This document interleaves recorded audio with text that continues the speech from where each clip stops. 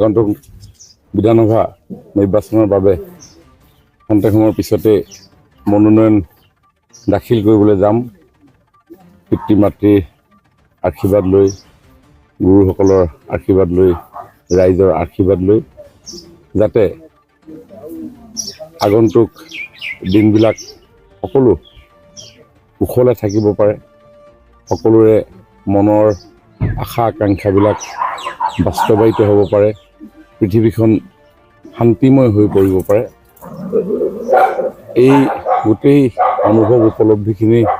এখন গণতান্ত্ৰিক ৰাষ্ট্ৰত আমাৰ যি বিধান আছে, যি বিধি আছে, সেই বিধি বিধান অনুসৰি সংবিধান প্ৰদত্ত এখন চৰকাৰে কিছু আগুৱাই লৈ যাব পাৰে আৰু নিৰ্বাচন চৰকাৰ গঠনৰ ক্ষেত্ৰত এক অপৰিহাৰ্য অংগ আৰু এই নিৰ্বাচনত ৰাইজৰ আশীৰ্বাদেৰে অংশগ্ৰহণ কৰাৰ পৰম্পৰা আছে আৰু এই পৰম্পৰা ৰক্ষা কৰিয়ে আমাৰ দলে, আমাৰ মিত্ৰজোঁটে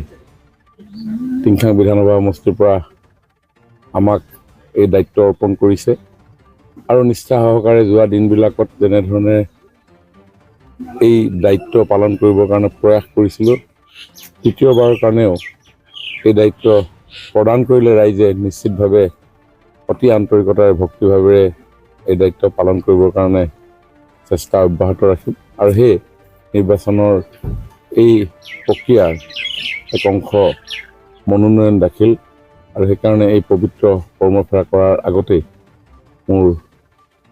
পৰলোকগামী হোৱা পিতৃ মাতৃৰ সমাধিত মই তেওঁলোকৰ আশীৰ্বাদ বিচাৰিছোঁ।